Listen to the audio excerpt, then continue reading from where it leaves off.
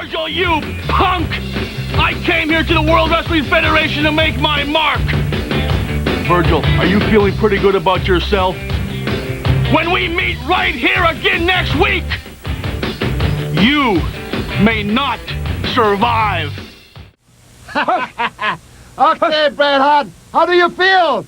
Being the champion? Very good. Let me tell you, upon entering the ring against my berserker, you better watch out and hold on your belt, boy, son. That's right, Hart. You ain't gonna have a chance to give them stinking sunglasses away when you wrestle the berserker. You're gonna get a size 14 upsize your stinking head. Because I'm the guy that always gets his hands on something. And if it means pounding you over the head with whatever I grab to win that title, then that's what's gonna happen. I love it. The title for Berserker, Mr. Fuji. Sayonara, ne?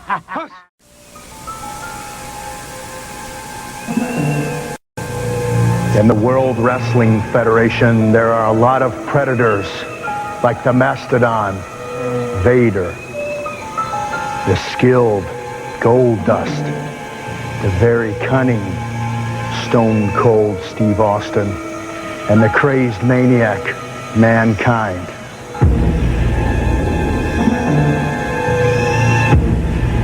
But when the Stalker enters the World Wrestling Federation, those predators will become my prey.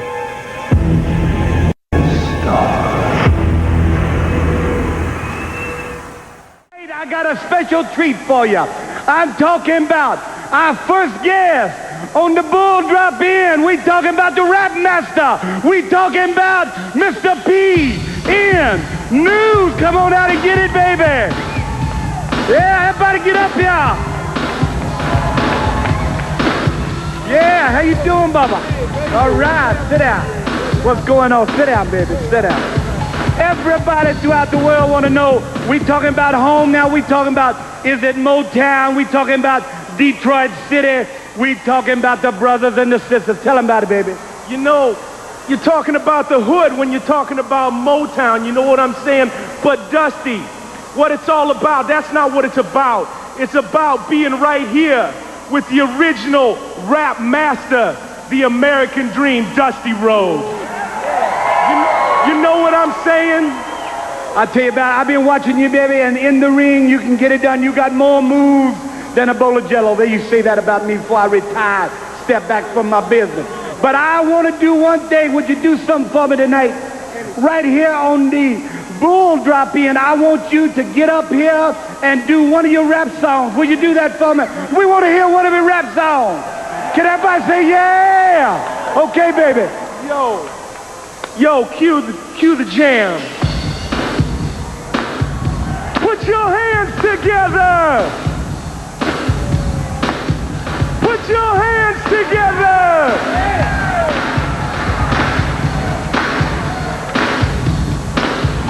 Word up about the new sensation, about the jammingest rapper in the nation. Get ready for a body slam, a backdrop.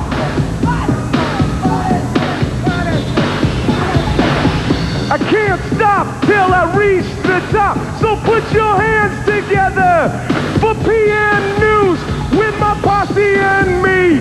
We just can't lose when the shoulders go down. 1, 2, 3. The ones left standing are my posse and me. Yo, baby, yo, baby, yo. Can I try one time? Yeah, you go ahead, man. Yo, baby, yo, baby, yo.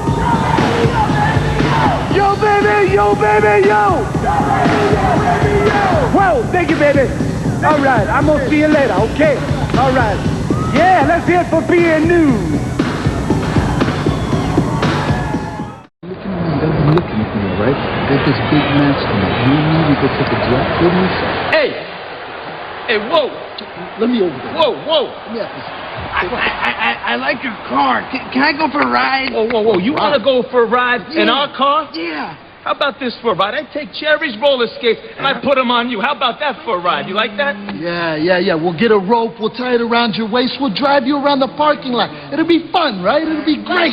That would be cool. I might get hurt. I might get boo-boo. What are you talking about? Are you out of your mind? We wouldn't let that happen, but listen, wait. I got it. You want to go for a ride, right? Yeah.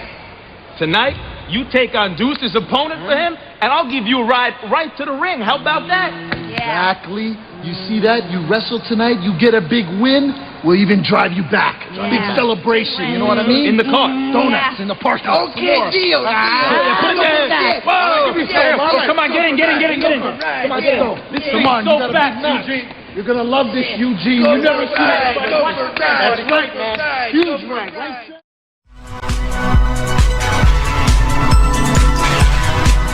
This is the Pro Wrestling Spotlight, presented by HAMIN Media and the Pro Wrasslin Reflection, where we discuss the very best of the best in pro wrestling history. And what's it gonna do when Hulkamania and the largest arms in the world run wild on you? The two soundest wrestlers in the World Wrestling Federation, maybe in the history of the World Wrestling Federation, are right here, right now. Mr. Perfect and the excellence of execution, the Hitman. WrestleMania weekend isn't complete without the Heartbreak Kid, and he is on his way. He put hard times on Dusty Rhodes and his family. They think they got the answers. I change the question. You will rest in peace. Get used to it in Ric Flair. Who you're looking at, the man.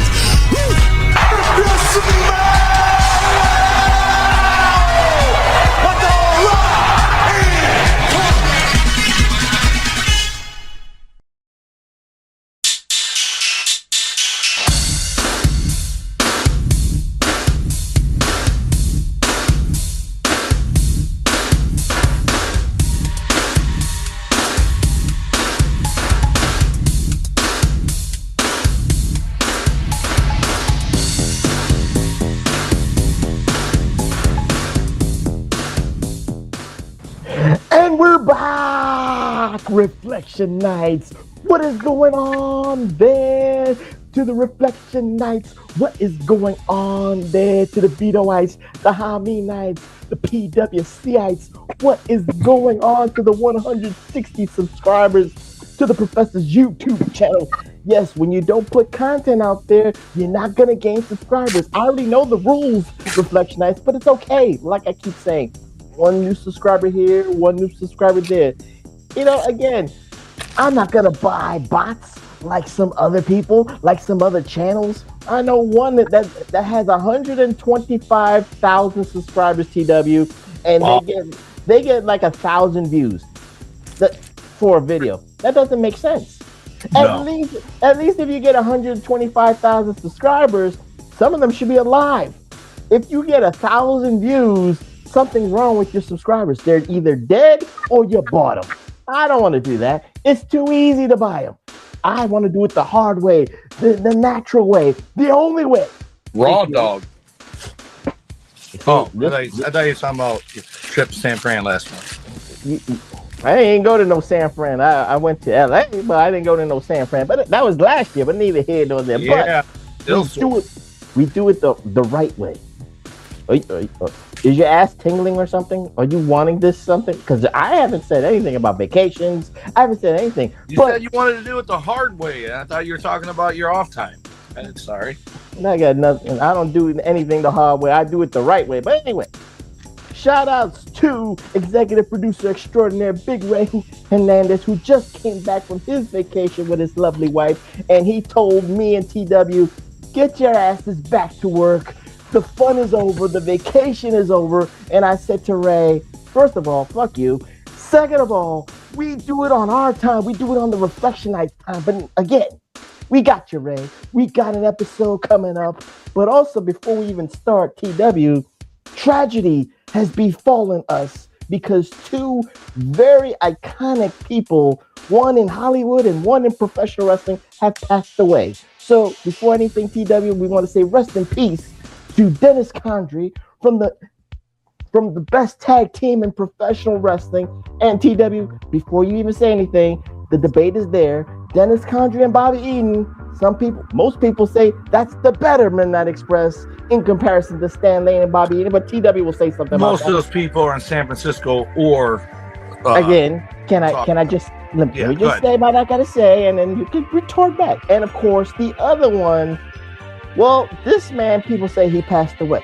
No, this man was given a mission by God to go down to hell and turn it over to Heaven 2.0 or turn it into Heaven South. And you know what, TW? I might want to go to Heaven South because there's a lot of fun people down there. But anyway, Chuck Norris has taken the mission from God to go down to hell and revamp it to Heaven 2.0. So rest in heaven. Leveled up. Yeah, he's gonna level up. Rest in heaven to Chuck Norris and Dennis Condrey. So TW, the floor is yours. What say you about these two iconic people in the world of Hollywood and professional wrestling, respectively? Without Dennis Condrey, we would never have the third greatest tag team of all times of Bobby Eaton and Stan Lane. He set the table. He made it possible. God bless him. He's the Ole Anderson of the Midnight Express, but way better than Ole. And from what I've read all over, Ricky Morton, heartbroken, a lot of people sad that they lost him. Chuck Norris, come on, legendary. And of course, without fail, the liberal media just destroyed him for being a conservative and a Christian after he died. And then are mad at Trump for saying Bob Mueller being dead is good. It's just a hypocrisy on display. But I will say this about both Chuck Norris and Dennis Condrey. I think Dennis wasn't in his 80s yet, but he was 70s, right? He passed away at 74, 75. 74 is what I thought, yeah. And Chuck is 86 a week ago. So they both had a good run. Would we like to be around longer than 74 or 86 years? Absolutely, at least functionally. You don't want to be around if you're not functional. And Chuck was very functional. So it's a good run, both of them. I hope they both died peacefully, that it wasn't, I know they both, I think, died, well, Chuck got rushed to the hospital, died there, but I know Chuck or Dennis Condrey, I think, died in his sleep or something. But you just hope it was a smooth transition. Hope they're both in a better place. All signs show that they probably are. And it's a good run. And unfortunately, death is inevitable.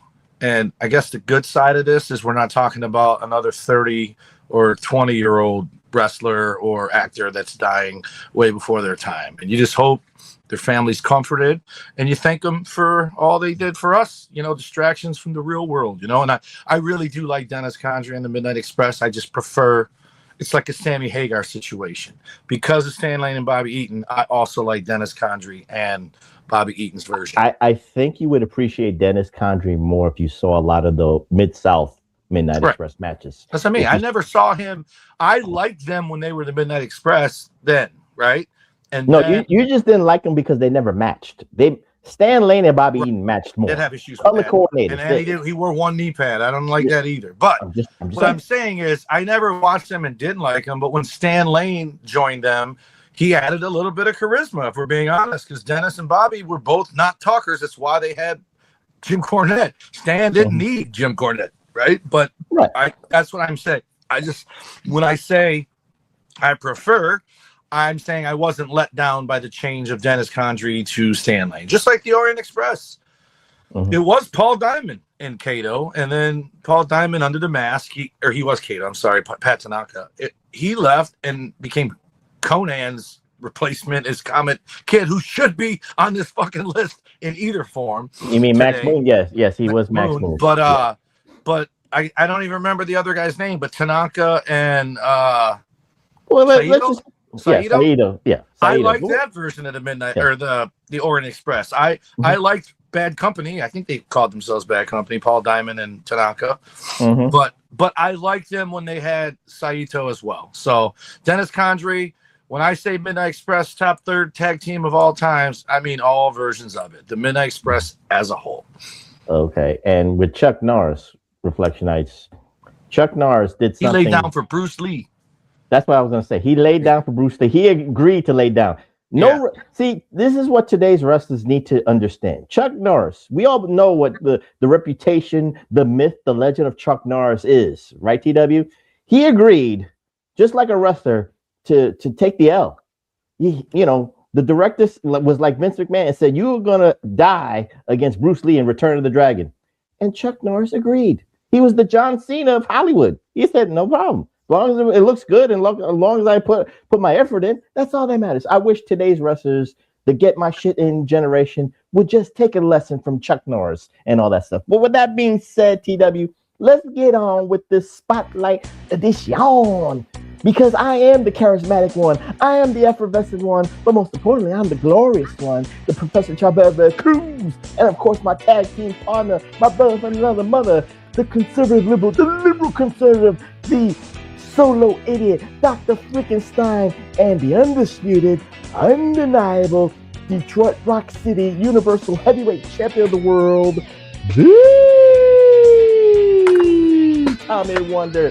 And we are here, TW, to talk about a Spotlight edition. And I can't believe I haven't done this even in our history. We never really talk about it. We just banter a little bit about bad things here and there, but we never kind of honed it in on an episode. We never honed it in on a Spotlight episode. So it was apropos, TW, to do a Spotlight on the worst gimmicks ever in the history of professional wrestling. We're talking about WWF. We're talking about NWA. We probably might talk about Memphis. Hey, we might even talk about TNA or AEW. And speaking of AEW, TW, I want to give a shout out to AEW because they gave me the motivation to do this episode. And you probably are really wondering why. Oh, no. Yeah. I saw him today. I know who you're about to talk about. Yeah. I was inspired, Reflectionites, by Leo Rush. Ding, ding, ding, to ding, do ding. This episode. And people might be like, Professor, I literally saw him 5 minutes ago. Right. People be like, y'all motherfuckers be like, Professor, what are you talking about with Leo Rush? How did he inspire you to do this episode of Worst Gimmicks? So let me logistically, TW, give you the little history of Leo Rush, especially the last 3 months. 3 months ago, TW, on AEW television or Ring of Honor television, if you had Honor Club, whatever the case may be, TW, he was part of a tag team called The Crew. He was a tag team with a full head of hair. He was tag teaming with Action Andretti. This is, again, logistics. He was wearing Super Mario Brothers Cooper Trooper jackets. They had a chick on their side from NXT named Lacey Jane, and they were in the tag team division.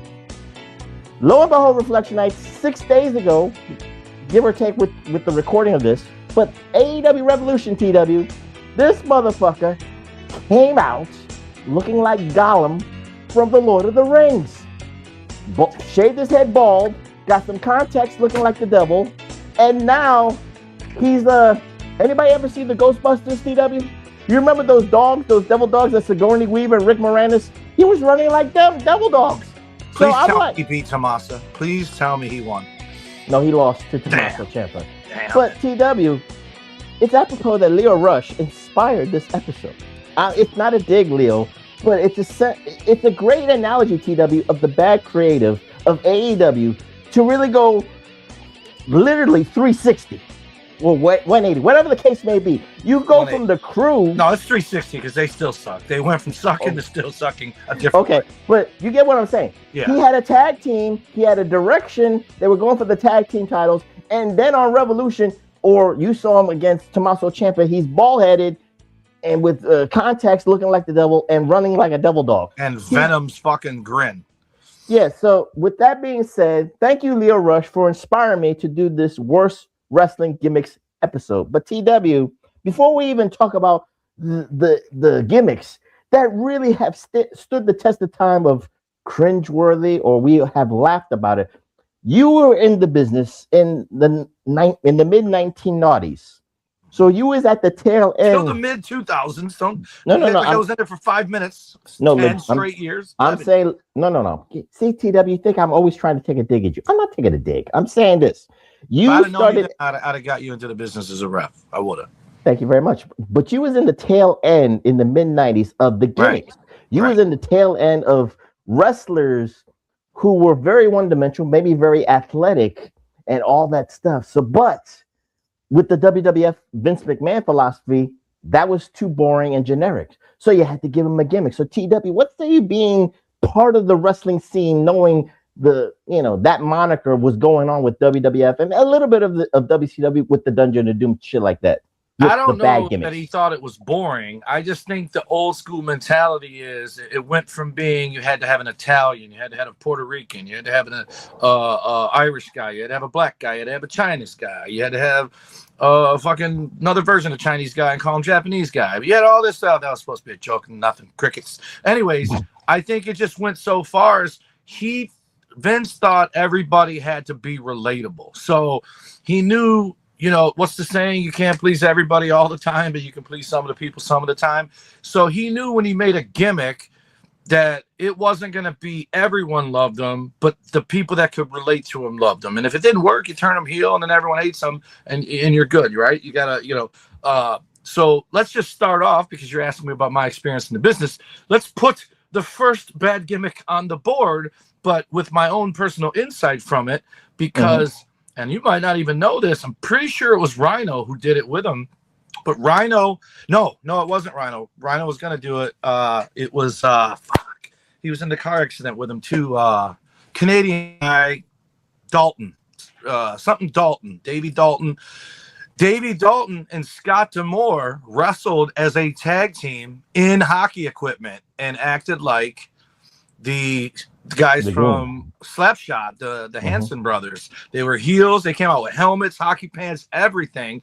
Scott sent that stuff to the WWE to try to get a tryout for him. And the next thing you know, we get Wild Bill Irwin as the Goon. And for years, Scott would talk about that all the time. They stole my gimmick. So that gimmick, the Goon, which is terrible, and he does have one action figure. And I've almost bought it and didn't, but I was going to buy it and just to show it to Scott D'Amore and say, hey, he made it. But yeah, so the Goon was stolen, and I think he thought, first of all, he made him a bad guy, so he didn't take it too serious, right?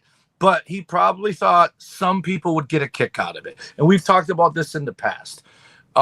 Women's wrestling, tag team wrestling in the beginning, and midget wrestling were kind of like intermission for the men's matches to kind of break up the monotony of just having 5 dudes fight 5 dudes all night. That is what gets boring.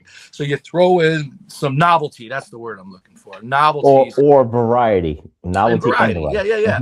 So I think when he starts in 93, let's be honest, just a lot of these guys we talk about are going to come from 1993, and I'm going to defend them because it was desperation. 93, the business was shit after being peak high in 84 through 87, 80, 89.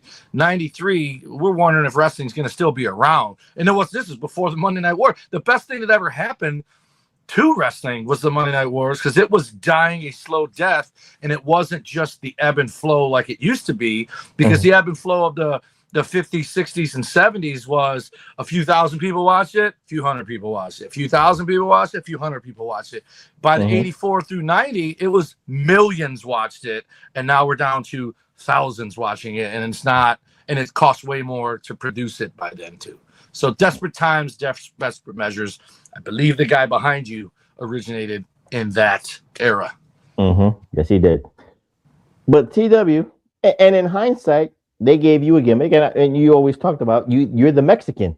Yeah. You Calavera Cortez, Los Rudos. So, what say you again? I'm not saying that was a bad gimmick, but they gave you a gimmick. So what say you? Because again, you came from that era of being given a gimmick because regular TW, regular Tommy Wonder, I'm not going to say it's too generic or too basic, but maybe even you saw yourself, I needed to hone a gimmick. I had to have something myself so this way people will recognize me and book me for these towns. What say you, TW, about that? So it's funny you say that, right? Because until you said that, I never thought of that as the gimmick, right? And I know we're talking bad gimmicks, but I didn't even think of it as a gimmick. So in indie wrestling, and I don't know if it's, I think it's, no, because you got to, AEW, if anybody even gets a hint of popularity on the indies for some weird gimmick like the Pizza Man, fucking Orange Cassidy was because of the slow motion shit.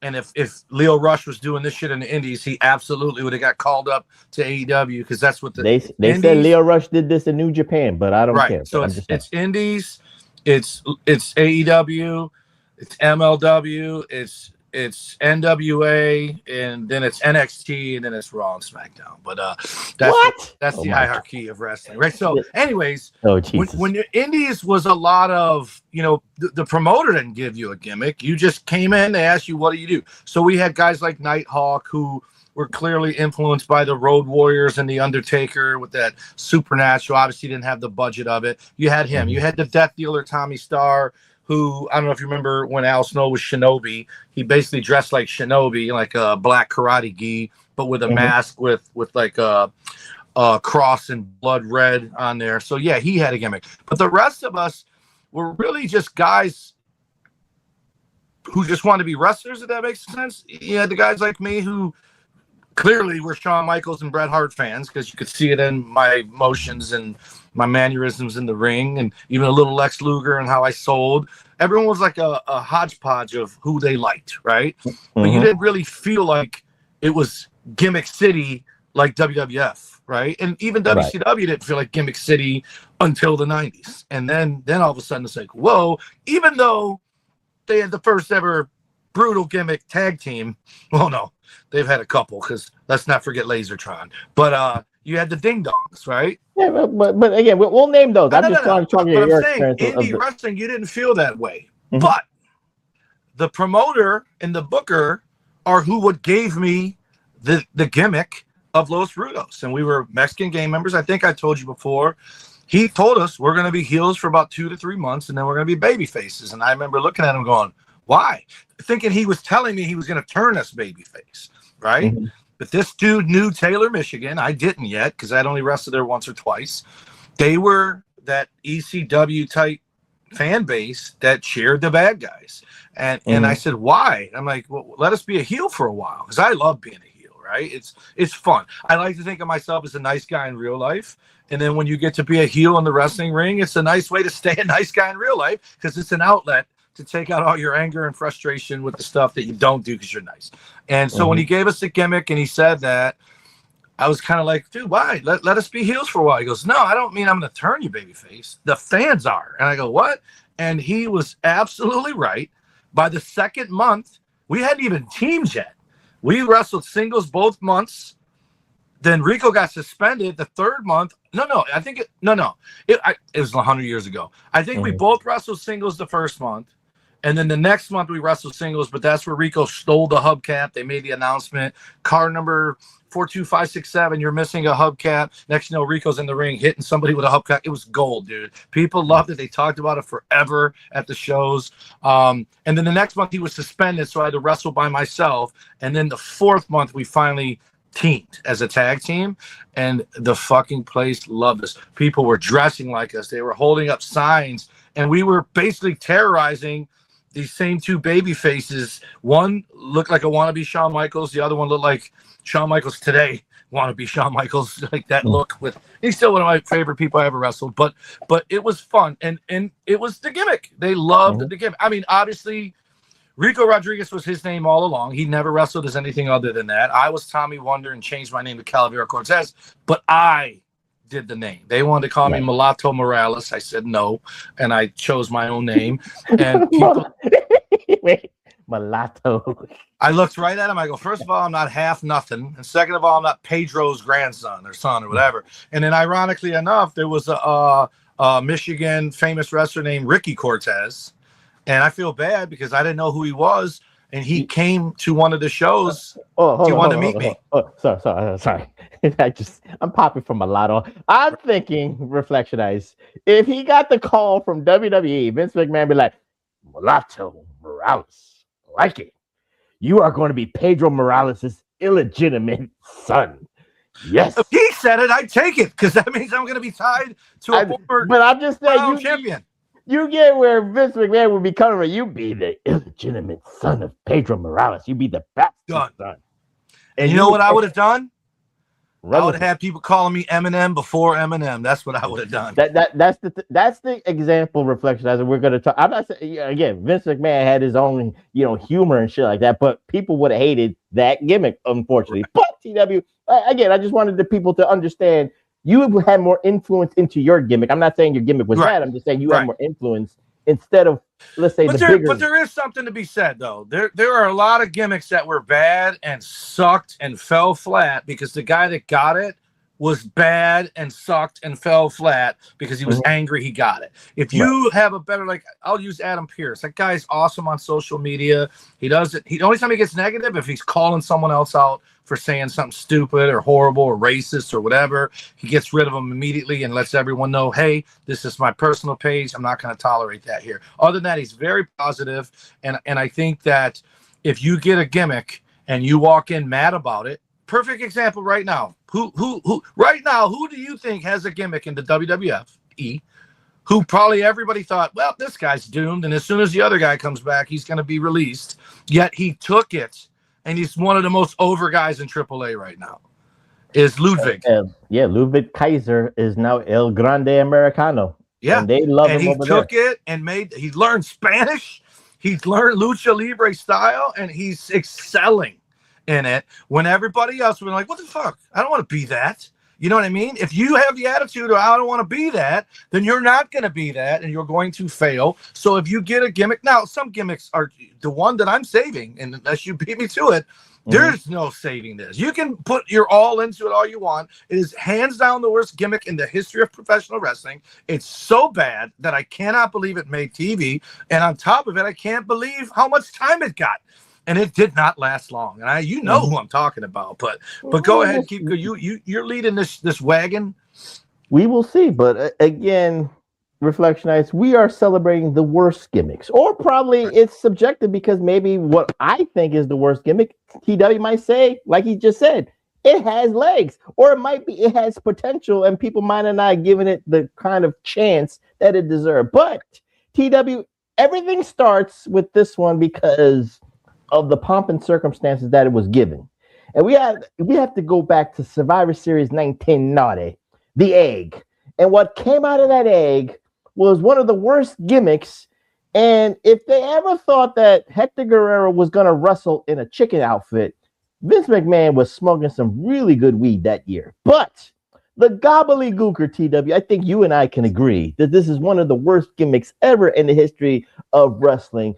And again, the motivation, if you was going to lose to a chicken, I don't want to see the Barbarian lose to the Gobbledy Gooker. I did not want to see Earthquake lose to the Gobbledy Gooker because, again, that would plummet your stock, TW. But, again, it's 1990.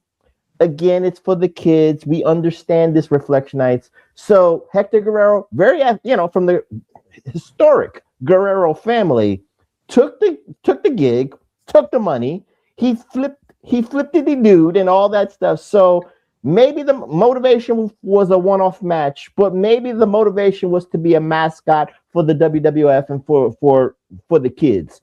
What say you, TW? Again, we know who's in the chicken costume, and that's a very accomplished wrestler in Lucha Libre, in Mexico, in Texas, in Hector Guerrero. And then when you know that he has to don the chicken outfit, it's like, oh, God, as long as the check cleared, I'm doing it too. But what say you about the Gobbledy Gooker? And I think Hector is it Hector or Chavo? Chavo, you said? Hector. It was Hector Guerrero. He was a little old. I think this was his way of winding down because, I mean, basically it's Jimmy Boogie Woogie Man Valiant as a chicken because it's the same thing he did. So, and I don't think he was ever intended to wrestle. Which is weird because I think I read he was only supposed to be the mascot for Survivor Series, which means they would only use him at most. But again, he was a victim of circumstance because a lot of people were saying, "What's in the egg?" Ric Flair, and of course we thought Ric Flair. Yeah. We might have thought the Undertaker. Right. All that stuff. This recently happened, and the guy that it happened to overcame it because now he's fucking over like Rover. People thought it was Jericho coming out of that box at Elimination Chamber, and it was Danhausen. Mm-hmm. I saw a clip today where he comes up on Johnny Gargano and the crowd went nuts in the arena when he just walked on screen. Right, but put a bow on Gobbledy Gooker. We know again he's supposed to be a mascot, but again, maybe we were I was 13 years old at the time. You're 16, so again, you see the Gobbledy Gooker. It's almost for us, Reflection. I'm not putting words in your mouth, TW. I'm just gonna say this for myself. Wait, I like this is I have to defend this shit. This is not a wrestler. This is a chicken. And it's not made for me. I think if it got over like a fart in church with everyone. I don't think I think the people they were aiming it for were us. We were kids, right? And we were like, what the fuck? And then I think they used them a second year, and that was it, right? 2 years. No, I saw him at Madison Square Garden on my network, MSG network. So maybe you might have been on the local house show circuit. Maybe I thought he did 2 Survivor Series. The second year he didn't, so he didn't even make it to. He did a house show loop, but just as a mascot. Yeah, and you got to remember, especially in the '80s, the Phillies, the fucking Tigers have one now. You got all these famous mascots. I think that's what they were going for. I don't think he was going to wrestle. He probably would have did some comedy bits with Bobby Heenan or Fuji or somebody, you know. But I don't, and I think everyone was assuming it was going to be a wrestler, and it wasn't. But for this, I wouldn't say it's worst gimmicks ever. Here's what I will say. Vince McMahon hit so much more than he missed that this miss is still talked about because it was such a big miss. Right, that's the thing. Like there's not even a second place for huge misses. Like because nothing else got built up like this and then fell so flat. Yeah, right. I get you. Again, we were young. We're looking at this as like, what the fuck, man? I can't defend this. And that's the thing. And you're thinking, who's this for? When it was for us, and it didn't land with us. So it certainly wasn't going to land with adult us. Right. You know, no adults would be like, fuck yeah, there's a fucking gooker. So I'll go like, what the fuck is a gooker? That's what everyone can, what the fuck is that? That's what I'm trying to say. Yeah. But anyway, I'll go one more time and then you're next, okay? Because people might say, Professor, especially my motivation for doing worse gimmicks with Leo Rush is like, you know, Leo Rush, maybe there was long-term storytelling and all that stuff. No, there's not. He almost does like the guy behind my back, TW, and people know his real name. His government name is Mike Shaw. Right. You might remember Mike Shaw, Reflectionites, from Stampede Wrestling as Muck'em Singh, which was a good gimmick. And he had a decent WCW gimmick as Norman the Lunatic. Again, I'm going to defend that one. That was a lovable. He made the most of it. He made the most of it. And the kids actually in Atlanta, they loved him. You know, he was the same IQ. Whatever. But again, that was a gimmick that actually got over a little bit. But in the 90s, when he went to WWE, he had 2 gimmicks in 1 year, Reflectionites. This was the second gimmick in 1993. The first gimmick was Friar Ferguson. So again, the difference between Leo Rush and Mike Shaw behind me, TW, is night and day, because Mike Shaw actually thought about this shit, because Friar Ferguson had a full head of hair. Well, almost, because he had a balding spot here, but he had no facial hair. He had no mustache and shit like that. So when the Friar Ferguson gimmick, which sucked, I don't know how we could take a monk seriously as a wrestler. I don't know what Vince McMahon. Same way you can take an escaped lunatic who they could just come pick up and put back in the loony bin. But that was better. I'm just saying. But that was a better gimmick. But no one could take a monk wrestling. So he went into the lab and created Bastion Booger, which was like he ate shit and he was the most disgusting wrestler out there, and he never bathed or some shit like that. But the difference was Mike Shaw actually thought about this shit. He said, what's different from Friar Ferguson than to Bastion Booger? I had to grow a beard. I had to grow a mustache. I had to shave my head. And Leo Rush, Reflectionites, didn't do no storytelling to turn into what he became as Gollum right now, or a Double Dog. Mike Shaw knew he didn't have to do a storyline saying, you know, I was in a mental hospital and I thought I was a monk and then I turned into Bastion Booger, because he was 2 different characters. They both sucked, TW, but Mike Shaw at least had a thought process not to insult our intelligence. That's the only thing I'm going to defend Mike Shaw for. But the gimmicks were very, very bad. Who is that behind him? Who? Where? Is that Mabel? Oh, that's Mabel in a Doink. In the Doink colors. Oscar over there is Doink. Yeah. So what say you, TW, about Mike Shaw? At least he tried. But I would. So I have a subcategory. Okay. I would put Bastion Booger in the category of Ludwig as El Grande. Shit that you think is going to be over quickly, but he took the lemons and made lemonade. I think he got a good run as Bastion Booger. They just released figures of him on one of those third-party things through, I don't know if Cardona's in on it, but that type of, field where there's only like 500 of them, 5,000 of them. But we still talk about this guy to this day. We're going to talk about guys to this day because we were around when they existed. But what I mean by that is they're not making a fucking, well, they do have a Gobbledy Gooker figure. It's right there. But you know what I mean? They're not making figures of people that flopped. Like I said, Lasertron. There's never going to be a Lasertron figure. Bastion Booger, and I think he went babyface for a while, didn't he? It didn't matter. It just was a flop gimmick. Right, but he got some wheels under it, and it lasted at least. He's had a Survivor Series. You can't say that about Gobbledy Gooker. Didn't get in the ring at a Survivor Series. Yeah, he got a Survivor Series payday, but Friar Ferguson did not get a Survivor Series payday. That's on the list of terrible gimmicks. Yes. The idea that he would come out and wrestle as a monk is dumb. And again, Norman the Lunatic, terrible gimmick, but he made the best of it, and we still talk about him to this day. And him and Brian Pillman, he had some memorable stuff happen as Norman. I think he had memorable stuff as Bastion. No, him and Brian Pillman was Muckham Singh. Don't get it confused. Don't get it twisted. They crossed paths in WCW. A little bit, but WCW not Saturday night. If they had one match, I don't give a shit. I've seen them in the ring together, and I've never seen Muck and Sing ever. So I know who he is because there was two of them, and it was in the magazines. But I would say I wouldn't put him on the list. Definitely not top 10. But that's gonna say, look behind you. He's still dressed like a wrestler at least. Looks like Gilbert is Gladiator, but he still looked like a wrestler. And I don't think Norman or Friar Ferguson looked like a wrestler, and they had no business trying to be. Well, again, we have to put him in the annals of this. Maybe Bastion Booger has an action figure. It's a collector's item. He has a couple. He has them back when he was Bastion Booger. So I'm telling you. Well, and new one that's just now coming out, like 2 or 3. God bless the Mike Shaw estate getting some money for Bastion Booger. And he was a super sweet guy when I got into business. He was already done. He was really, really close with Scott D'Amore and wrestled BCW shows all the time. Really, really nice guy. TW, the floor is yours of memorable gimmicks that sucked. So I'm going to tell you what I think. You're going to be upset because you didn't think we were going to talk about this guy. This isn't the one I'm talking about. It's the worst ever. Okay. But this is the best you can do with a terrible gimmick. There is not the best worst gimmick. You better not say the Red Rooster. Is it the Red Rooster? No. Because you love Terry Terrell so much. He fucking bitched and moaned about it. I got Red Rooster right here. This guy got a gimmick that was so bad.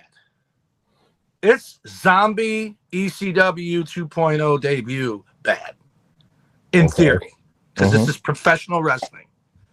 You can't start any lower than what he started with, in my opinion.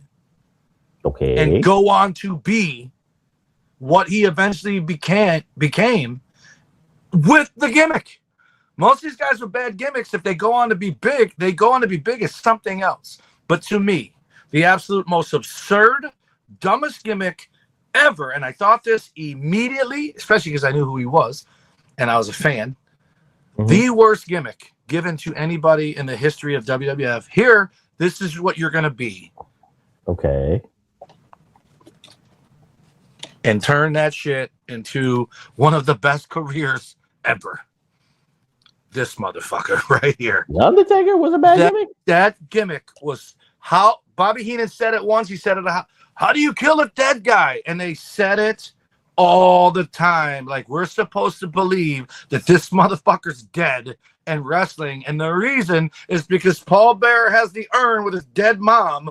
And that's what we're supposed to believe. And somehow he turned that into a 30-plus year Hall of Fame, multiple world titles, every other title career. And he not only didn't have to recover from it, he took it and made it to where no one gave a fuck that we were insulted by our intelligence that he's supposed to be a dead man wrestling. I can understand your sentiment, but when I saw him, like I said, I knew it was Mark Callis from WCW. Right, and I was mad. And I wasn't. I actually said, this is a nice look. This is actually because the music. That That was all good. It was when music they're telling us he's a dead man. Oh, Bobby Heenan made it perfect. I think Bobby Heenan to me made it perfect. Like, you can't kill a dead man. It was so funny. Well, number one was so funny, but number two is like, okay, this shit is good. This shit has wheels. Well, I don't know if it had wheels like 30 years, but I said this shit had wheels. Well, I could take this. This ain't the Gobbledy Gooker. This ain't Eggman and shit like that. I had the exact same reaction when I saw that dude. And I believe it was the same Survivor Series as the Gobbledy Gooker. That's why they come together. I had the same reaction seeing this dude and them saying he's supposed to be dead that I had when I saw the zombie on ECW. Oh no, that was an insult. The zombie character, but it was just both were, and I'm like, what the fuck, Mean Marquez? I just saw him at Coble Hall for WCW, and then next you know he's in WWF, and I'm like, what the fuck did they do to Mean Mark? Did it grow on me? Yes. Was he awesome? Yes, but it was a guy who took a shit gimmick. You're telling me if you make fucking Terry Taylor the Undertaker, he's gonna do with it what Mark Callis did? No, he won't. Exactly. Certain people are with Kevin Nash, and but that's a fucking Kane. Right. None of these guys. People, he took it and ran. But certain people are perfect for their gimmicks. Yeah. He was perfect for the Undertaker gimmick. I'll actually trump you on this one because again, this is where WWE fucked up on this because it had so much potential, and then Vince McMahon got. I don't know if he was afraid of it or again his motivation was completely opposite. Was Doink. Matt Bourne as Doink the Evil Clown was money. Yeah. But then Steve Lombardi being Doink the kid-loving clown was atrocious. The stock plummeted, and I hated the fucking Doink. Yeah, but you can't blame Vince. You have to blame what the fuck was Sawyer? But you got what was his name? Matt Bourne. You got to blame Matt Bourne. But you can understand where the gimmick was with Matt Bourne as the evil Doink, and then when they turned Doink good, even Matt Bourne couldn't have done that because the way Matt Bourne was cynical, psychological, right? It was perfect to be evil. But that's what I'm telling you. If Matt Bourne doesn't quit, we probably get a whole different career out of Doink. We never know unless he was told. But you blame Matt Bourne. You don't blame Lombardi. I can't blame. But you have to blame sometimes Vince McMahon because again, he might be wanting to think about like the Gobbledy Gooker, the kids. He absolutely was. Shit. But the reason he did is because Doink started getting over, and especially when they made Dinks and they made the fucking Bushwhackers. I got figures of them as fucking Doink. If it's fucking printing money, they're gonna do it. And I wrestled Lombardi as Doink. He was Doink, not me. And we wrestled outside at a festival in Canada. In the fucking and when you wrestle at a festival, I think I've told you this before. It's not always a wrestling crowd. It's people that are at the festival carnival and just come in and say, "Oh, let's check out this wrestling," because it was part of the carnival, right?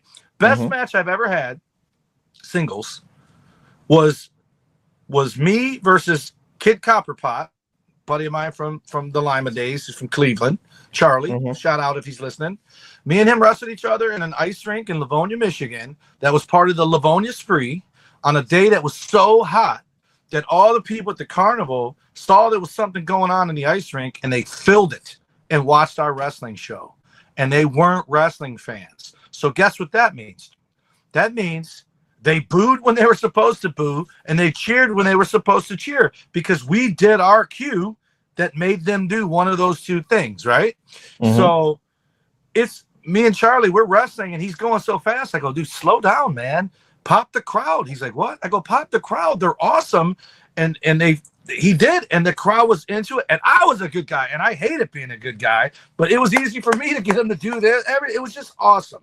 And so with Doink the Clown, when I wrestled him outside, I didn't know what the yay boo spot was.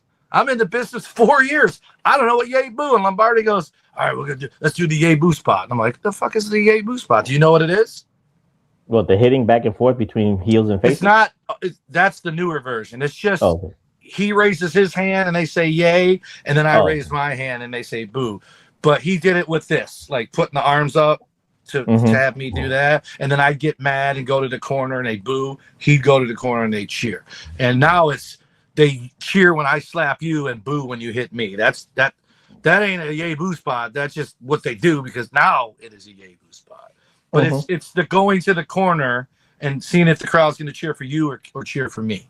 And all I'm just saying is evil Doink, money. Tremendous. Kid Doink, Depends on where you are, but for the masses, for the casuals, for the and it's kids, Matt Bourne. It's Matt, but those 4 doinks, by the way. You know that, right? I know there's multiple doinks. I'm just saying, but it didn't matter Matt to me Bourne because was first. Lombardi, I think, was second, or was it Second- Phil Apollo? second or third, I forget, but it doesn't matter. Skinner became doink, but then Matt Bourne came back.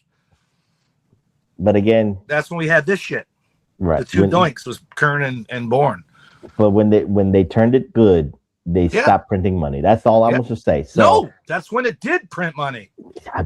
like, You think you said it. Doink You versus literally Crush said made no. more money than Doink is a good guy? You literally said 93, 94, the business was tanking. Yeah. So Doink is part of that. Okay. The good Okay. Doink is part of that. Fair. So Fair. that's all I'm saying. Fair. So with that being said, But the 20 people that were there liked them. That's what I'm saying. that's good enough. But with that being said, Reflectionites, let's give an homage to a Hall of Famer TW who had 2 bad gimmicks in one organization and then rebounded when he went to the WWF. And we gotta give praises to Kevin Nash for one atrocious gimmick, which was Oz, created by Dusty Rhodes, and of course the other one was, let's just say, he was lower tier mid to mid card, Vinny Vegas, which was passable but still a bad gimmick. So TW, what say you about Kevin Nash's 2 bad gimmicks in WCW? I think it's so ironic that after I did the Undertaker and TW, I'm sorry to the one. TW, I'm sorry to say this. I don't mean to interrupt you, but I cannot forget the other 3rd gimmick, the Master Blaster, where he did not shower or shit like that. So I'm sorry, TW. Go ahead. Iron and Steel and Blade. Oz is the most embarrassing, worst gimmick that's ever been in wrestling. And the fact that they did a fucking Wizard of Oz skit to start it out, and then Z-Man got beaten 9 seconds by the Twister, and that the fact that he tried to wrestle with that fucking thing on the whole time with that helmet that fell off, it's absolutely embarrassing. And when you talk about how are you supposed to defend this to your friends, I went to school after that, and I didn't even want to talk about wrestling because there is no defending it. It's horrible. I will disagree with you on Vegas. At Cobo Hall, same night that I saw Mark Callis, he comes out, and I kept calling him Skinny Vinny with the Kmart pants because he had the fake leather pants on. They were like breakaway pants. They weren't leather. And he sold it. And so I did it all night. So then every time he did something, the crowd would chant Skinny Vinny with the Kmart pants. I think Vinny Vegas was the precursor to Diesel. I think the look, everything he did. It was passable. I just said it was a bad gimmick. But Oz, in comparison to Oz, that was an atrocious gimmick. That's all I'm saying. And Blade and Iron were fake Road Warriors. They were Road Warriors without spikes. And they tried to feud them with Doom. And I think they did work the Road Warriors. I think they worked Doom when I was there. They probably worked both on the house shows, but then it was bad stuff that they didn't want to put it on TV and shit like that. So TW, the floor is yours. Any memorable gimmicks, or you want to talk about that gimmick that I'm supposed to disagree with you on? No. Not yet? Since you said something, I thought you were talking about the other guy. It was as bad as Oz was. Vinnie Vincent wasn't as bad. Master Blaster, that's run-of-the-mill bad. It's probably his own idea. Probably looks like an Ole idea, but the guy I thought you were going to talk about is Kane. This guy starts out as Isaac fucking Yankem, a wrestling dentist. Bad gimmick. That was a bad gimmick. Horrible gimmick. One of the worst of the 93 stuff, which I was going to say, that's what I was going to say I was going to defend. Desperate times, desperate measures. Then I lead off with the goon. Isaac Yankem's one of the worst ever. The fucking foot, kiss my foot match. Oh, just horrible. And then he gets to become Kevin Nash. He becomes Diesel. I just found out recently Rick Wagner's dead. I didn't even know the fake racer died. He's dead. I didn't know it. Yeah, died in 2010, I think. And then he becomes Kane, which I think is arguably one of the best gimmicks ever. Like, he's toyetic. He would change his gear by just having one sleeve instead of two. He had black, red. And all the mystique died when he unmasked. If he would have kept that mask on, I would like Kane more than I like Undertaker. But because of total body, when he wrestled with half hair and then no hair and white eyeball, it was over. The mystique was dead. He was awesome when he had the hair and the mask. Speaking of Glenn Jacobs, you forgot another bad gimmick he had In USWA, he was Unabomber. no, that was OVW. That was okay. I'm talking about USWA Reflection. He was under the Jerry Lawler tree, TW, the Christmas creature. Mm-hmm. He was in he had the mistletoe and choke slammed you. TW, get something to drink. This was my drink. You okay? Yeah, it was just fucking itchy. I'm just Did saying, he do that once, or was that his gimmick? That was his gimmick in USWA. He was wrestling as the Christmas creature. He Terrible. almost became the USWA heavyweight champion. That's how bad it was. I'm just saying. What, Glenn Jacobs? Hey, hot dog and a handshake. At least he got a hot dog out of it. Is he in the Hall of Fame? I think so. If not, he will be. But I think so. I know he inducted Mark Calloway, but I do not. Again, that's a good question. I haven't really kept up with the Hall of Fame because some of those Hall of Famers, Hall of Fames with like 4 hours. I couldn't stomach it, and it was too late. So like whatever. So if he is, he should be. I just would say that. So with he that was champ, right? He was world champ, multiple time world champ, ECW and WWE. And his debut was awesome, ripping the cage off during I think Austin and Undertaker. So with that being said, Reflectionites, we gotta go back to the mid-90s and kind of like put a lot of people together. We gotta put Abe Knuckleball Schwartz. We gotta put the Goon in it. We gotta put Al Snow had 3 gimmicks. He was, what was it? Shinobi, Avatar, Leaf Cassidy. Wow, those were all bad gimmicks. And of course, the Magician Wrestler in I think 1995, Fantasio. So TW, what say you about all those gimmicks of the mid-90s of WWE? God bless Al. The first fucking thing he did was Avatar, and he came out with the mask, took it off and wrestled, then put it back on. I never got over it. And he was awesome as Shinobi. He did that Indies.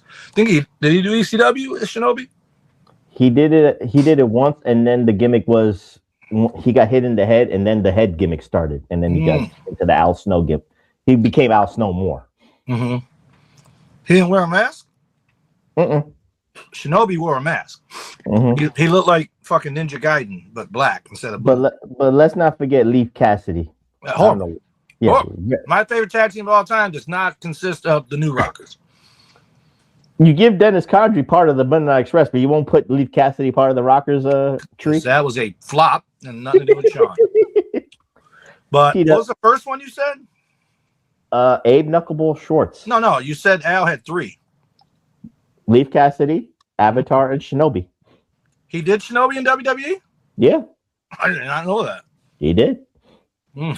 Yeah. He would do double bookings when he wrestled a Shinobi at the beginning and Al Snow at the end. But that I don't even think that Mime made it. Did he wrestle more than one match? Which one? Fantasio? Yeah. He had a couple of Raw matches against like the Brooklyn Brawler types. That was it. But then when he was in the ring, he did the rabbit, pulled the rabbit eye out of the back of the trunks or shit like that, or the cards. It was so stupid. It's like, this is what made me change it to. I'm sorry, what? Like Crow Sting? Well, he had the facial shit that looked like the Crow, but again, yeah, that was that guy. Yeah, terrible. The gimmick was terrible. TL Hopper, and these are all guys. Like, if you want to make the South really hate the North, make fucking Dirty White Boy a plumber and call him fucking TL Hopper. Yeah, very bad gimmick. And of course, people said that was a ripoff of the Dusty Rhodes gimmick because he was the son of a plumber. But those vignettes with Dusty Rhodes as a plumber were gold. Right. TL Hopper was just disgusting with a crack in his ass. So it was a shot at Dusty again, wasn't it? Wasn't it supposed to be? Could have been a shot at Dusty, but again, Mr. McMahon was behind in the times, TW. So you already know that. So going back a few more years, it was a bad gimmick until they turned it into something. Was the Conquistadors?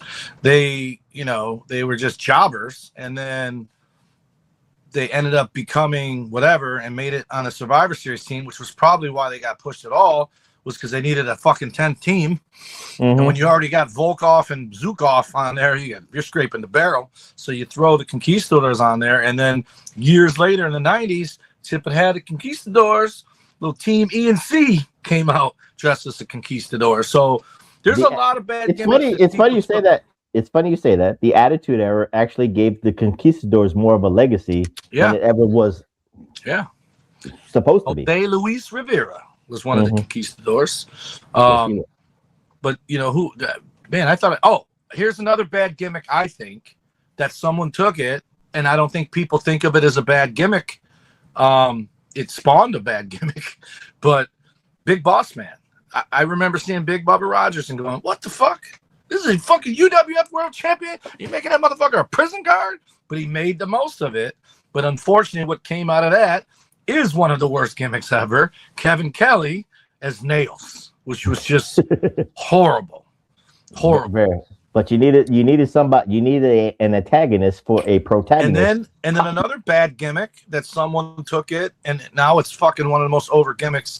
Also, just had toys come out is the Mountie, and the beauty of it is you have the Mountie, which is the Canadian version of the horrible fucking gimmick of the Big Boss Man, but they feud with each other, and I think didn't the Mountie feud with Nails too? No. It was just Boss Man and him. But those two guys took two gimmicks that I think anybody else gets them, they're on our list. But because they made the best of it, they're not. I understand where you're coming from with the Mountie, but I'm going to push back just a little bit because I think the presentation of the Mountie was very comedic because of the music. His theme song made you laugh at him. Sang it, and he fucking cheered us on in the third row. But it was the theme song that helped it a little bit. It was the comedic overtones, but we were young enough, Reflection, and I'll say this for myself, I'm not speaking for TW, we were young enough to say that's Jacques Rougeau from the Rougeau brothers, but that was a plain one-dimensional gimmick. But this was a gimmick that he needed to get over. That's what I'm saying. It brought out his personality. They got it out when they did the sarcastic USA, as heels when they did the turn. But I will say this, I was young enough to think that Jacques Rougeau really was a Mountie during the day and then wrestled at night. And, that's what some of them gimmicks did to me. They made me think, oh, this guy has two jobs, And you know what's a bad gimmick? But speaking of someone that did have a day job, and I found out years later, this dude was only in the WWE in the summer. And when school was out, he would record and they would space it so it looked like he was there year round, was George the Animal Steel. Terrible gimmick. The guy behind you looks like George the Animal Steel. Terrible gimmick, especially for when he started in the 70s and maybe even the 60s. George Steele started in the 60s fighting Bruno Sammartino. And just the idea that this dude was fucking handicapped in wrestling when people thought it was real. Like, if you do your fucking math, you're like, nah, this motherfucker can't drive a car. I don't think they're going to let him wrestle. So, but he took it. And he made it endearing as a babyface. He made it, scary as a heel, and it worked. And it shouldn't have. It should have been a bad, dead in the water gimmick. Should have been, but I think the presentation of George the Animal Steel, both ways, villain and babyface, he was at the right place at the right time. So with that being said, I'm gonna name a guy who had a great gimmick, but then when he went to a different organization, he just flopped very bad because he couldn't bring that gimmick with him. Because I think the people only identify him as this one particular gimmick, and that is favorites. His real name is Ed Leslie. Oh, wrong guy. So the gimmick everybody loves was Brutus the Barber Beefcake. Yeah, but WCW he couldn't bring that. So you knew him as the Booty Man, and you knew him as the Zodiac. And you knew him and the man with no name or whatever. And the man with no name, the Disciple. So all this shit. And if you want to go with the WWE, he had a bad gimmick called the Running Man because he was in a mask, just running in and interfering in matches and then ran back. So TW, what say you about Ed Leslie? Because again, the money gimmick was the barber. It's absolutely, and I think why it's even more shocking because I liked Brutus the Barber Beefcake. Right? I have him as the heel, and then I have him as the barber somewhere right here. I liked him when he was Hammer and Valentine. He was one of those guys you didn't want to admit you liked because he was a heel and he was messing with the Bulldogs. But I really liked him. He had charisma. For him to be so over in WWE until that accident, the accident fucking just ruined him, right? So that could have something to do with it. By the time he makes it to WCW, nobody cares about him anymore. but for him to go there and have so many fucking names, and that's what I think buried him. Was if he would have just started as the Disciple, that was a pretty good gimmick, pretty good look, all of it. But calling him Brother Brutai, that's another name, and they got cease and desist for that one. It's just shocking to me because the reason that company is so over is because Razor Ramon and Diesel went there and had to be Scott Hall and Kevin Nash, and just call him Ed Leslie. Just fucking call at that point. Just call him Ed Leslie. You know, like it's just it's so shocking. Who I thought you were going to talk about, one of the most over guys in WCW, and it's not that he got a bad gimmick in the WWE. It just was such a drop off from the charisma. I just remember how I felt the first time I saw him. I think it was at WrestleMania. Was Mark Merrill. When he was Johnny B. Bad, he was absolutely fucking over. Heel that turned good because people fucking loved him immediately. Then he goes to WWF and had just as much money. He had a wardrobe stip in his contract. They gave him, I think it was $1,000 a month for a wardrobe because he had the fucking cakes and all that. And they gave him that stupid music. Rah, rah, and he was the wild man, Mark Merrill. I would argue to say, and this is, it's always hard for me to say this because when he was the boxer, Mark Merrill, that was a bad gimmick because he had nothing left. He had nothing left. Done there. But when I always feel like, because me and you did, we watched everything. So when a guy comes to WWF and people are like, "Who the fuck is this guy?" I'm like, "What are you talking? That's motherfucking Big Bubba Rogers. What do you mean? Who's this guy?" Like, I don't understand how people don't know these guys, and it's because we've established some people are tribalistic or whatever, and I've never been in the South to see a Northerner come down there and people be like, "Who the fuck is this? Who the fuck is Ed Leslie?" You know, I've never. So for Mark Merrill to come out, it felt, and maybe you'll disagree with me, most likely. Mark Merrill's debut at WrestleMania, I think he saved Sable from Triple H because they had the girls in the ring with him. He was treating them like shit. The reaction to Mark Merrill was on par with the reaction to the Gobbledy Gooker and Danhausen. It was like, huh? Who's this guy? Like, who fucking cares who just saved this girl from him? Next, you know, Sable's more over than him. He's bitter. They're divorced. He's a boxer. He's gone. And he's a real positive influence guy now. But that had to be hard for him because he was huge in WCW. And he's one of them guys where you feel like, maybe if I'd have stuck around there, my career would have went a little better, and my marriage would still be intact. Untapped potential as Johnny B. Bad, and then just fizzled out as Wild Man Mark Merrill. It's too bad. You got another name? Go ahead. They couldn't just bring him back as Johnny B. Good. That's what I was like. Why can't you just call him Johnny B. Good instead of Johnny B. Bad? Oh, you know what? I'm thinking about a good gimmick, and then it just didn't relate. This man, Reflectionites, did the same gimmick in two organizations, but it just didn't resonate because the fans would not accept it except the one. And the one I'm talking about is Dustin Rhodes. In WWF, everybody loves Goldust. Right. In WCW, Seven came out of nowhere, and it just didn't work. And then he ranked on his own gimmick, calling himself Uncle Fester with a baldy. Goes to TNA, calls himself Rain, but it was still under the guise of Goldust TW. So I'm just giving you, he was trying to be Goldust in other organizations, but the people wouldn't accept it except the WWE Goldust. And the only other gimmick, well, I can't say the only other gimmick that people can tolerate or just say I can invest in is himself, the natural Dustin Rhodes or Dustin Runnels. So TW, what say you about Dustin Rhodes trying to incorporate Goldust in multiple organizations, but the people just would not relate to it? That's why I think it goes the other way. I think TNA is a Southern promotion. Obviously, WCW was. And when these guys go there, WCW people, like tribalistic people, they did not like Goldust. Goldust got over. But at first, it was like, what the fuck? Even I was like, what the fuck? But then it was cool. Because why? Because he fucking embraced it and he did it. Right? And I'm pretty sure Goldust was Dusty. You know, there was something to do with it, right? That's why it's Dust. And he was the Oscar statue. And it got weird when he asked to have tits for fucking Vince to pay for him. But for him to go to TNA and for him, you're taking the stuff. They're like, you know, to be fair, most of the time when I'm saying shit about AEW is because it's expected of me now, right? But there's still every now and again something in AEW that I appreciate, right? And a lot of these Southern fans seen things in New York that they appreciate, but they're not comfortable admitting it. Goldust was not one of those things. And so when you go down there, and he couldn't do gold.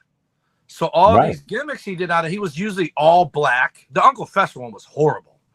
That was just absolutely, we were all white. It looked more like KKK than fucking Uncle Fester. And it just wasn't the same. And I would argue his heart wasn't in it the way it was as Goldust. Because when he came back to WWE as Goldust, that last run, like 10 years ago, he was fucking all in and it was over again. And people were loving him. And then he fucking left and he's been bitter ever since. That's one of the things, but again, it works one place and it just doesn't work anywhere else because people don't relate to them. So TW, you got a name you want to talk about? Go ahead, the floor is yours. Fucking ding dongs, dude. The fucking ding dongs. Like, what the fuck?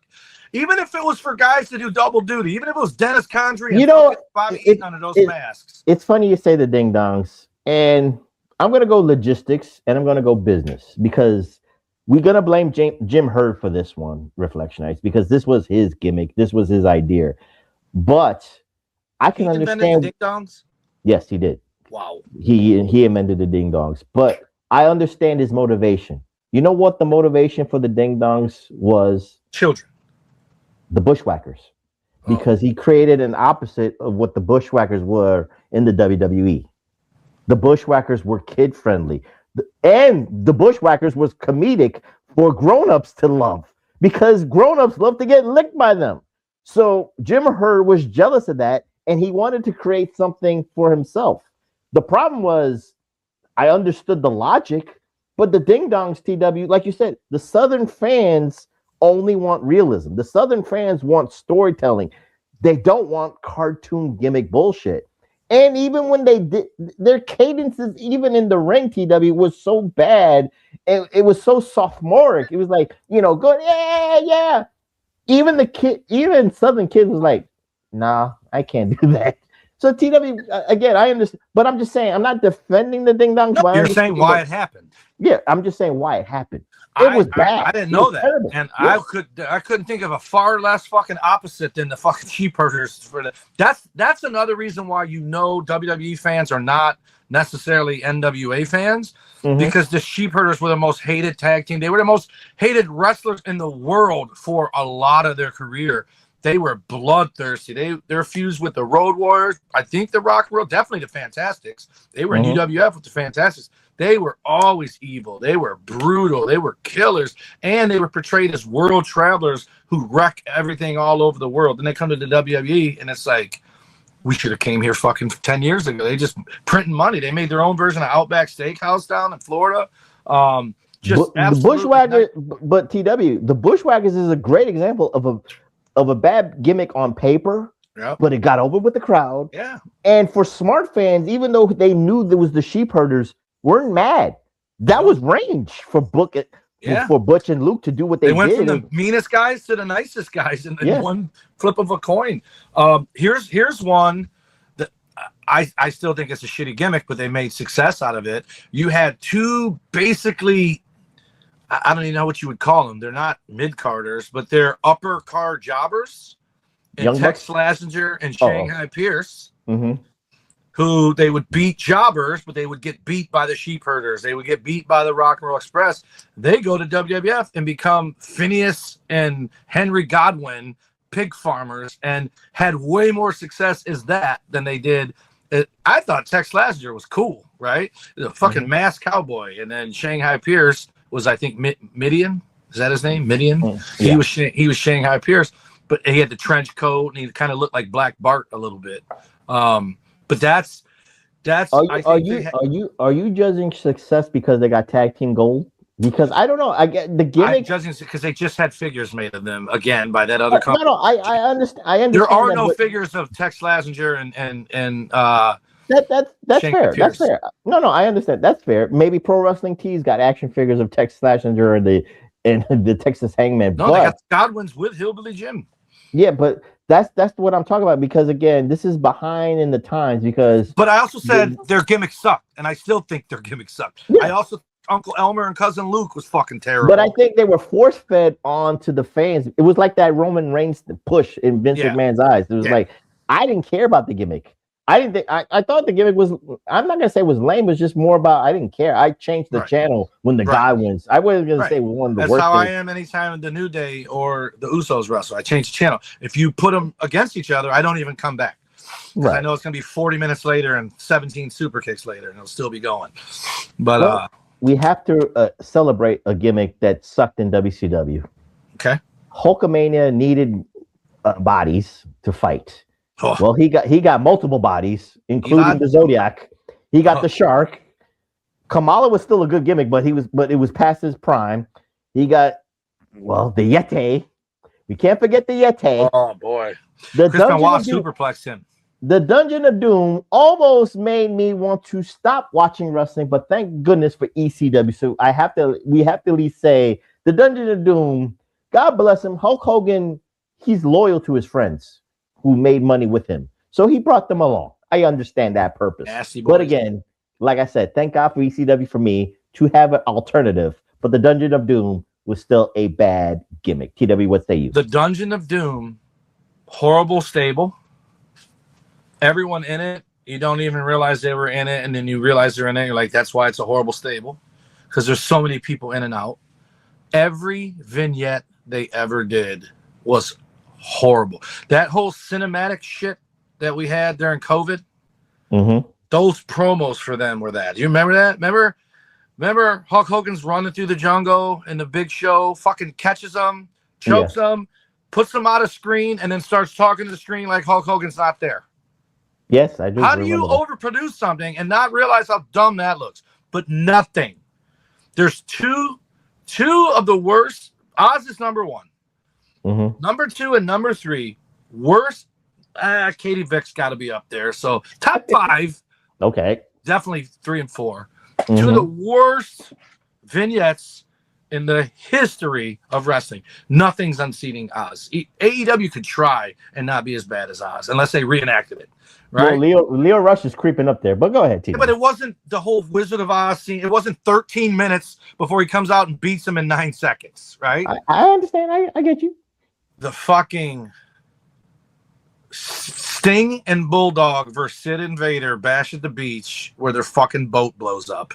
That's bad. But not as bad. And God bless them. Sting's involved in all of them. The other one is the fucking White Castle of Fear, where Sting's flying a fucking helicopter looking to find the Dungeon of Doom so he can get to the White Castle. He's looking to find Vader in the White Castle. It's the White Castle of Fear. Yeah.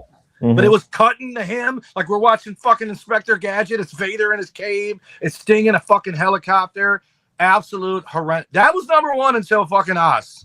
That was White Castle of Fear. Those spin the wheel, make the deals with Jake the Snake in the Dungeons of Doom. Those were fucking terrible too, but not. Yeah, I think you're crossing certain things with the Dungeon Dude. They're not involved. They're all just Dungeon. They're all Kevin Sullivan brains. I'll give you that. I just remembered the guy that I'm going to disagree. You're going to disagree with me that you think is a bad gimmick. Surprised you haven't brought him up yet. That I disagree. I think it would have been a bad gimmick, but I don't think there was any plans. I hope not on him wrestling the way he looked when he debuted. And if you don't know who I'm talking about yet, it's the greatest flop in the history of gimmicks. What year? I'm going to guess it's 92, 91-ish. 92, 91-ish? El Matador? No, wrong federation, buddy. Oh, WCW? Might even been 93. Arachnaman? Oh, that's good stuff. Come on, dude. Maybe it's 80s. I don't know. It's after he was in WWE, as far as I know.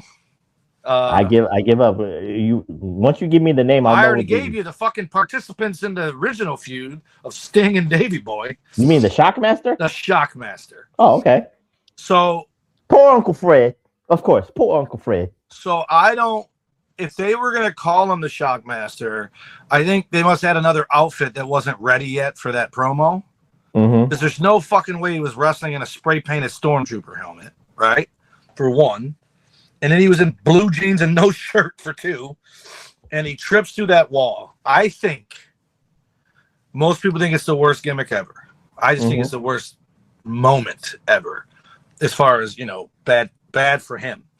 It's a bad gimmick that we never knew where it would go because of the flop. That's the problem. It's mocked as being bad, is my point. But I think the best thing that ever happened to him was tripping through that wall. Because if he doesn't trip through that wall and he fucking comes out with that fucking helmet on and no shirt with his beer gut and his fucking pants, and he sits down and talks in it's Ole's voice and him just moving his head, it would arguably be up there with Oz. But because he tripped and fell, and then they called him Uncle Fred after that, Uncle Fred would never float in the WWE. Floated in WWE. Remember this. Typhoon was a great gimmick because of the natural disasters. It's debatable that Tugboat sucked as a bad gimmick. 100%. But he had legs with Tugboat because he didn't flop, he didn't slip, or something like that. He had legs because he was the newest version of Hillbilly Jim. It didn't matter who it was. The guy they put with Hogan as his best buddy is going to get overflow, if you will. And he looked like fucking Cracker Jacks. It was fucking terrible. And it's amazing the difference I felt in him between being Typhoon and being Tugboat. When he turned on Hogan and became Typhoon, he did the impossible. This motherfucker made me like Earthquake, and I thought that tag team was phenomenal. And the fact that they could have good matches with the Road Warriors and the Hart Foundation, probably the Nasty Boys, it was what is happening here. This is some shit. Because Earthquake, good gimmick for that guy. I felt bad for him in WCW. WCW, first he's just John Tenta, then he's fucking half fucking Shark, half John Tenta. Then they call him Avalanche or not Avalanche? Earthquake, Avalanche, Shark, and he was the masked guy from the Oddities in 1998. Golga. That's another Build-A-Figure. Yeah, I didn't get it, but I absolutely loved Avalanche. I'm not Avalanche. Typhoon. Earthquake and Typhoon is the natural disasters. It's probably whoever came up with it when they were sitting there and went, fuck, natural disasters. Everyone in that room must have went, holy fuck. Okay. It's perfect. I'll throw you a bone here.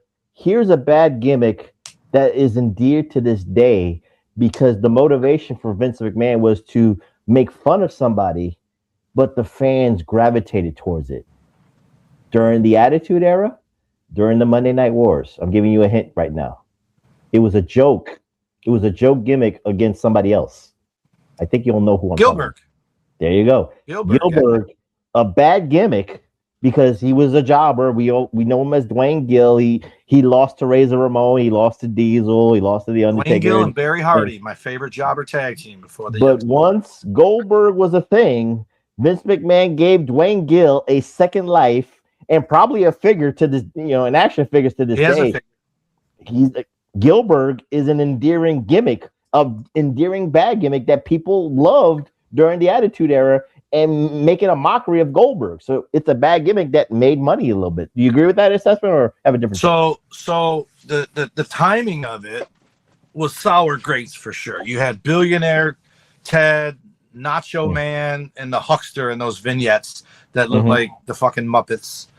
And then you had fake Kevin Nash or fake Diesel, fake Razor Ramon, who, God bless them both. I think they both tried, but they both had one thing missing: charisma. Neither one of them had it, right? For sure, the fake Razor, he tried. He looked the worst of the two. What's his name was just quiet. Probably was like, what the fuck? And then luckily got to be Kane, and Bogner quit, I think. So when he came out as that, it was not. Like, if we're going to be honest and we're going to be tribal and all that, I was always Team WWE. I was always pulling for them. But I've said it on here, you don't ever hear McDonald's talking about Burger King in their commercials, but you always hear McDonald's mentioned in Burger King commercials, right? Because number one doesn't give number two free pub. And the fucking WWE was doing that. And that's when I was like, everything. But Gilbert, For one, I already liked him. Two, I thought it was clever as fuck. And three, he delivered. He fucking came out, and that dude was getting death threats, I think, from Goldberg. Like, if you hear him in the shoot interviews, it was not well received. And then you fucking add to it that it got over. And the people were like, what? And didn't Goldberg fucking crush him? Didn't he have a squash match with him? In 2003, they looked at each other. So it was a funny thing. But and Goldberg talks about him now in nice ways, saying he gets it. Like, because Goldberg's green as fucking grass. He just thinks this is this guy mocking him. He doesn't realize the business part that, no, dude, this guy needs to feed his family just like you. And this was the gig he got offered. He took it. TW, we could go on for 5 hours, but we got to close out a little bit. So TW, I would like to add one more, and I don't know if it's a bad gimmick, but it was just a bad decision to me. Oh, there's a couple. One of them is going to be included in the guys I'm talking about. I don't know what the fuck your logic is in hiding Butch Reed and Ron Simmons' face, but when Doom wrestled in masks and sweatpants, you're just like, what? Why wouldn't you want everybody? They were the most recognizable masked men. Yeah, everybody knew who they were. Except for Travis Bolts.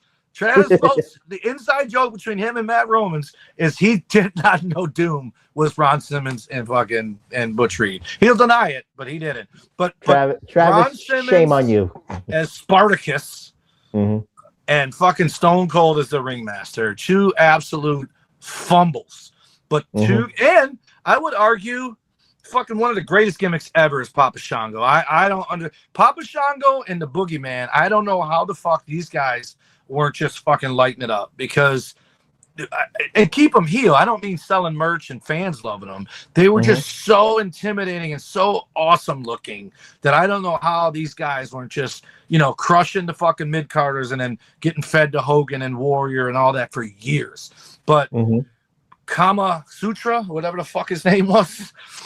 Kama Mustafa until he became the Nation of Domination version. But that whole fucking Ultimate Fighter looking fucking black version of Dr. Death Steve Williams in the WWF, him, Ron Simmons as Spartacus, and Austin as Remaster. Those are three guys who are the personification of you stick them, you give them anything, and they're going to fucking make the best of it. They didn't take those three characters on the new heights, but they did enough that because they didn't fucking phone it in like Terry Taylor, we got the Godfather, we got Stone Cold, and we got the fucking APA. And I hate calling him Farouk. He's always going to be Ron Simmons to me. But all three of them went on to do big fucking things in wrestling because they didn't say, woe is me, when they got saddled with those shitty gimmicks.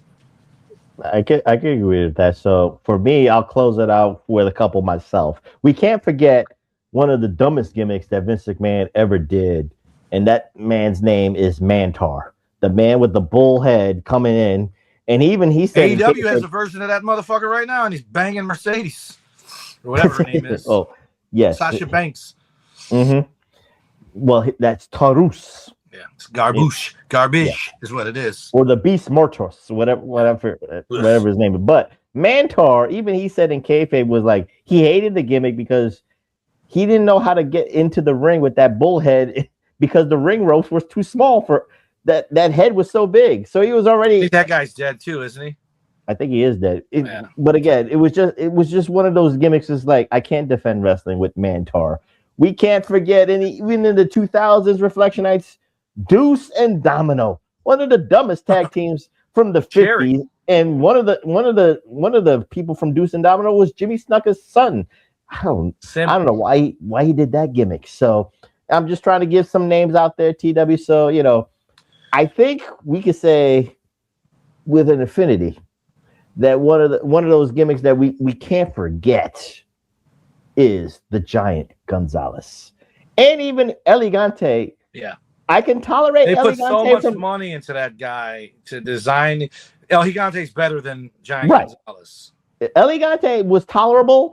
But Giant Gonzalez, when he was a caveman fur baby, just fucking sucked and had one of the worst WrestleMania matches of all time against The Undertaker. So I'm just giving. Well, yeah, but the streak didn't matter, especially with that match. So I'm just giving some names out there so we can't forget. There's so many fucking names. Second worst faction behind anybody in the Dungeon of Doom.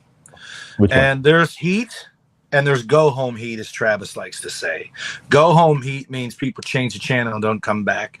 They go take a like Ronda Rousey at WrestleMania or SummerSlam, whatever that one was for. Don't disrespect the LWO like that, man. Come on. What's wrong with you? Is fucking right to censor. They that team that gimmick had legs. No, that gimmick for was, the time. It was not I love to hate you. It was I just hate you.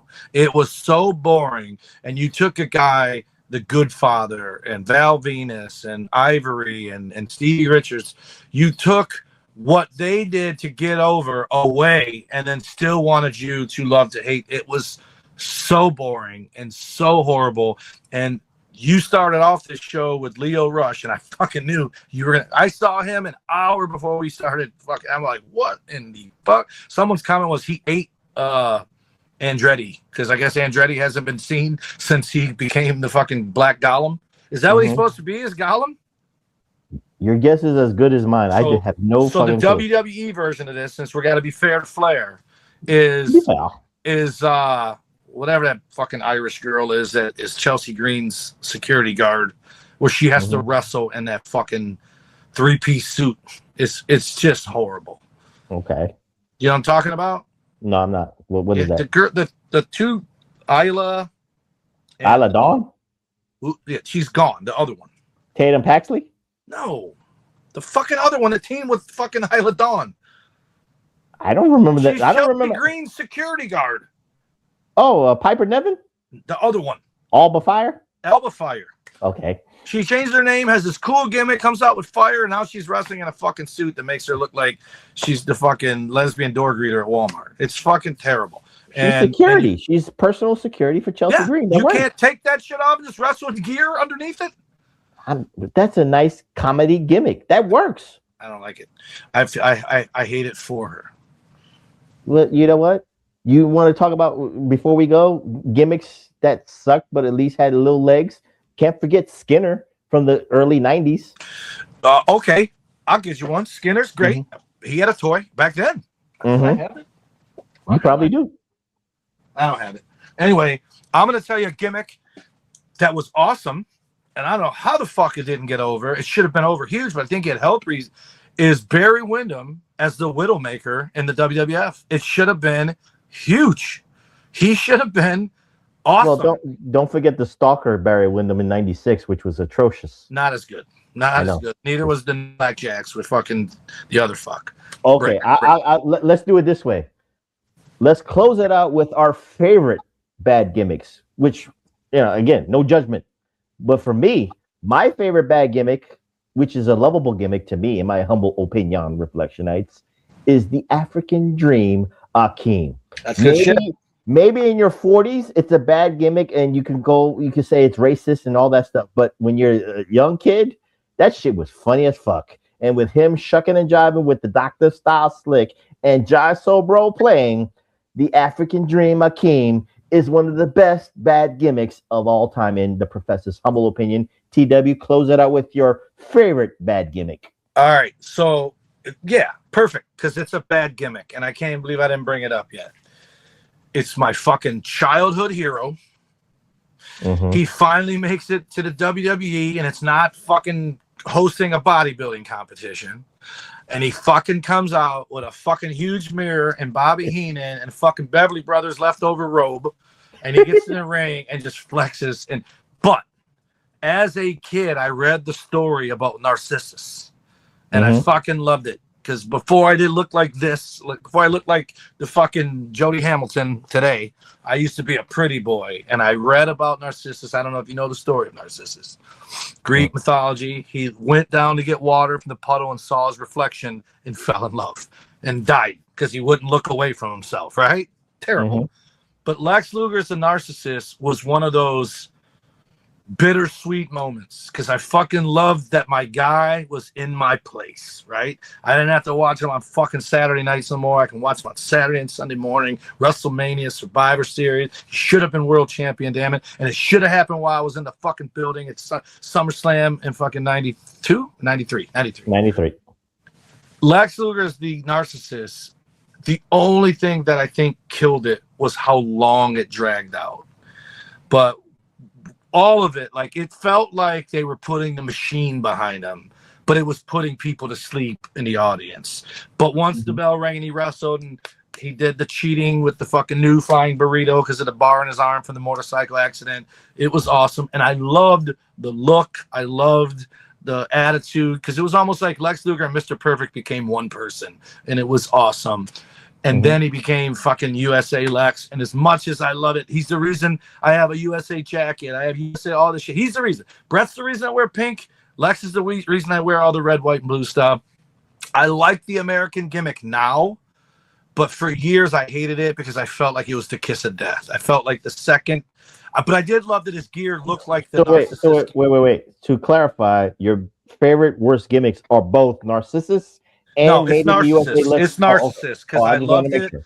It was like Vince fucking listened to him talk about himself and knew this guy loves himself, which is nothing wrong with that, right? You don't believe in yourself, how are other people going to believe in you? And the Lex Luger as the USA guy, I didn't like. So I thought about it yesterday. I was watching is a clip on YouTube, memorable AEW premieres. You'd probably be surprised that I would even click play, right? But the reason I clicked play was clickbait, because it was Braun Strowman on the fucking thumbnail. I'm like, that motherfucker went to AEW? So I watch it. It's fucking 20 minutes of all these fucking backwards, right? Like, you're seeing a guy debut, and then he's attacking a guy that the next debut is the guy he attacks debut. So you see Aleister Black, you see Buddy Murphy, you see all these guys. It should have been the other way around, like the first one to the newest one. And it didn't dawn on me until I watched this video. Cody didn't wear red, white, and blue shit in AEW. It was fucking silver and blue, red and gold. It was always different, leopard print. And in WWE, he is exclusively fucking, when he came to WWE, that's when the boys from Amazon Prime came out. So that's why Homelander. He's that guy. Homelander. He incorporated more of the Homelander. But they called him Homelander in AEW. Because he said, I'm going to go. Remember everyone wanted him to turn heel? He did the promo, and he said, I'm going to go full Homelander on you. And everyone fucking cheered because they thought he was about to turn heel, and then he didn't turn heel. But it didn't dawn on me. I thought he just wore red, white, and blue all the time because he's the American Nightmare. And I just thought, wow, Cody is probably Kurt Angle for obvious reasons, but he was a heel. Cody's the first guy to wear the red, white, and blue, and it's just part of it, not all of it, and no one's mad about. You know what I mean? Like, it's the kiss of death before Cody. Well, let's not forget Mr. USA Tony Ellis, but we remember the bad gimmick. That's 100 years. I'm talking about since Hogan did it. Right. Once Hogan did it, every guy that they slapped red, white, and blue on, you knew was an attempt to recreate Hulk Hogan, and it failed. Like, to put it into terms, you mentioned them earlier. All they had to do is put red, white, and blue on Roman Reigns, and they really would have fucking revolted on his ass, right? Because those are the two things they fucking revolt against. Red, white, and blue, and fucking force-fed a guy. Which is crazy, because he was a heel, and they're chanting Roman wins or we fucking riot, and he doesn't win, they boo him out of the building. The next year he wins, and they fucking turn on him. It's just wrestling fans are dummies. Fickle, that's the word. And with that being said, we close on this edition, the Spotlight edition, worst wrestling gimmicks. We could have named 100 more, but again, we don't want it to be a 5-hour podcast because I'm actually having fun with this because I just remember Saba Simba, and that was one of those bad gimmicks of Tony Ellis. But with that being said, another one that I think, real quick before you sign out, is Demolition. Demolition had the fucking potential to get revolted against, and they ended up taking and making the best of it, and they're in the conversation for one of the best tag teams ever. Either, what was it, Rick Derringer or Jim Johnston's music saved Demolition's career. So with that being said, TW, next week, since this man passed on to turn hell into heaven 2.0, we are going to go back to the movies and pay homage to Chuck Norris. I know you probably have an Amazon Prime membership, so you got to watch it on Prime. Walker, Texas Ranger, a 1999 episode called Fight or Die. Stone Cold. He fights in the cage, not against Stone Cold TW. He fights in the cage against Macho Man Randy Savage. So find that episode, Walker, Texas Ranger from 1999. Didn't Austin go on that show a few times? No, I think you're thinking about Nash Bridges with Don Johnson. Okay. So, And then Bret Hart was on Lonesome Dove. yes, he was. But we're doing we Chuck. just lined up some fucking shows right there. Austin, Yeah. Bret, fucking Chuck. Yeah, so we're going to do Chuck Norris, Walker, Texas Ranger, 1999 episode, Fight or Die, where he fights in the cage against Macho Man Randy Savage. So, TW, with that being said, give out those socials so we can get out of here. Alrighty. You can follow the Pro Wrestling Coalition Network, who sponsors us at PWC Network at podbean.com, HAMIN Media Group at podbean.com as well. Our show is at PW Reflection on X. Nuts and Bolts PW is Travis Bolts, is X's account. Big Ray Hernandez back from Puerto Rico, and he's depressed because he's not in Puerto Rico no more, no mas. But he had a good time there. Nothing but smiles. Happy 50th birthday again, Big Ray. And you can find Big Ray on all the social medias at Big Ray Hernandez. If you haven't already, you can wish him a belated happy 50. And you can catch him every Wednesday live on YouTube when he does the Next Level NXT recap. You can find me on Instagram and X at TommyWonder19, Snapchat #Wonder, Facebook.com/Tommy Wonder, and my other X and TikTok are at the Tommy Wonder. And Big Vito and Noel can be found on TikTok. You don't stop at the Big Vito brand. And you can find me on the Twitter at PWSOPRF, that's PWSOProf. And of course, tell a friend to subscribe to the YouTube channel at Pro Wrasslin Reflection. So again, we're going to try to creep up that numbers. Hopefully we can get up to 200. That's the goal right now. Again, you gotta walk before you can run. You gotta run before you can fly and all that shit. So we're gonna start small, try to get up to 200. Let's see what we can do it. Come on, Reflectionites, let's get up to 200 YouTube subscribers. So with that being said, next week we're gonna go to the movies. Chuck Norris, Walker, Texas Ranger from 1999, fighting Macho Man Randy Savage. That being said, I'm the professor. That's Mr. Wonderful, the solo idiot, and the undisputed, undeniable Detroit Rock City Universal Heavyweight Champion of the World, the Tommy Wonder, saying good night, and we'll see you next time here at the PWR podcast at the HAMIN Media Group at podbean.com. Peace. Dig it. That was a good gimmick. What? Just saying. Macho Man? Well, it's next week, man. It's just a precursor to next week.